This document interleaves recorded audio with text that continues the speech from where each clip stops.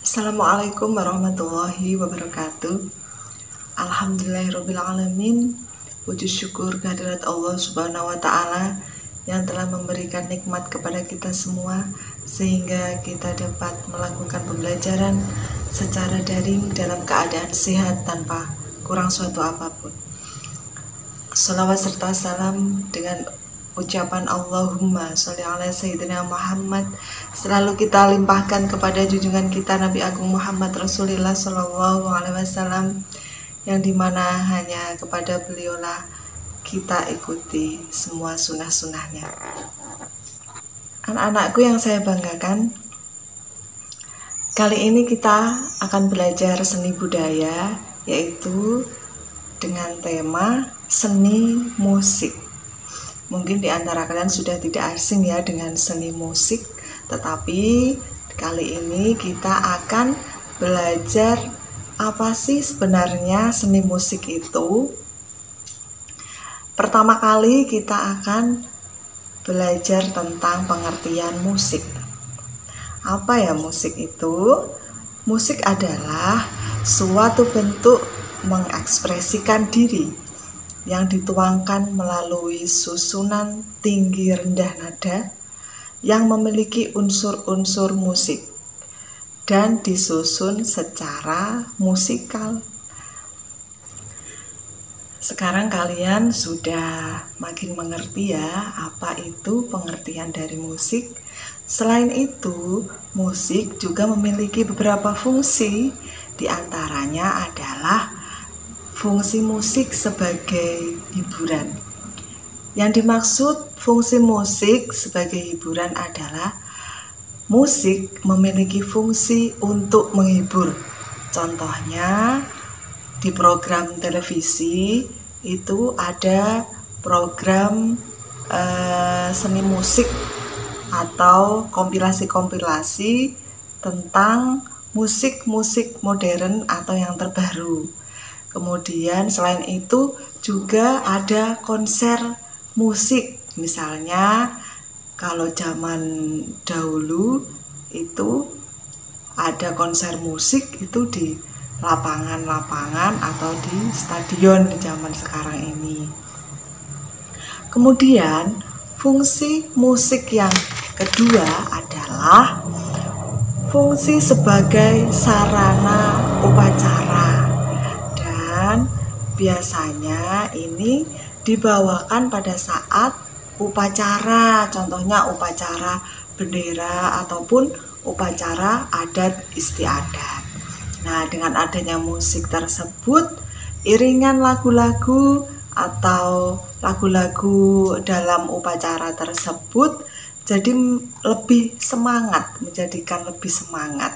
Selain itu juga mungkin di sisi lain, misalnya dalam upacara untuk mengheningkan cipta itu biasanya diiringi juga dengan musik, itu akan menambah hikmatnya suatu lagu tersebut.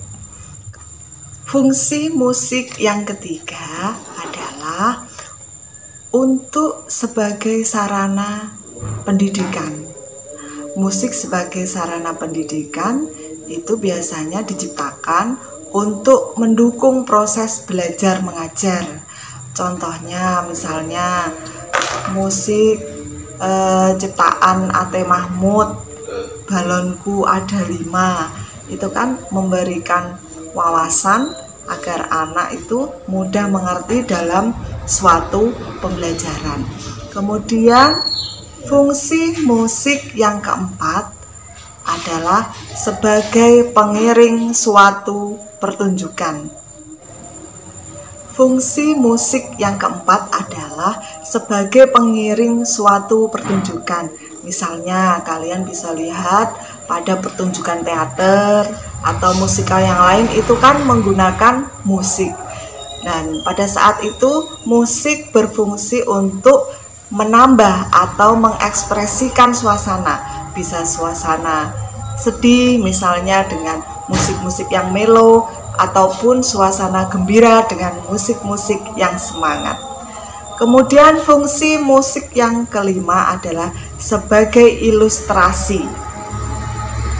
yaitu memperkuat suasana. Sebagai contoh, musik ilustrasi dapat kita dengar pada iklan televisi ataupun film-film, yaitu seperti lagu-lagu soundtrack film ataupun contohnya Laskar Pelangi, film Laskar Pelangi. Kemudian ayat-ayat cinta itu kan menggunakan soundtrack atau musik-musik tertentu. Misalnya kalau Laskar Pelangi itu kan film-film yang menunjukkan kegembiraan di masa kecil, maka lagunya juga yang ngebeat atau yang gembira. Begitu juga sebaliknya untuk ayat-ayat cinta itu menggunakan lagu-lagu yang mellow, yang merdu, yang mendayu-dayu karena temanya adalah cinta.